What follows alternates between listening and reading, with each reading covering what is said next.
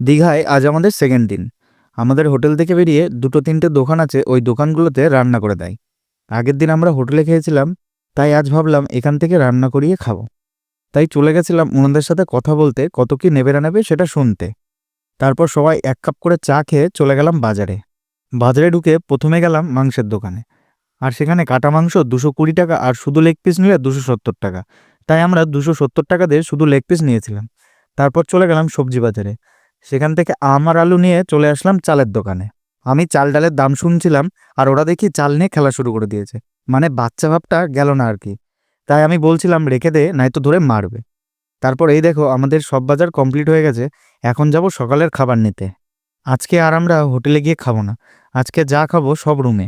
তাই এই দোকান থেকে লুচি আর ঘুগনি নিয়েছিলাম। তারপর খাবার প্যাক করে ওদেরকে বললাম, তোমরা এইগুলো নিয়ে রুমে চলে যাও, আমরা বাজারটা বৌদির কাছে দিয়ে আসি। আর বৌদি বলতে কি বললো তোমরা নিজেরাই শুনে নাও।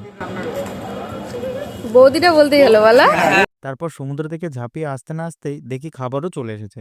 তাই আর দেরি না করে খেতে বসে পড়লাম। আজকে মেনুতে ছিল আম ডাল, চিপস আর কষা মাংস। যাই হোক, বৌদির হাতের রান্না কিন্তু সুন্দর ছিল।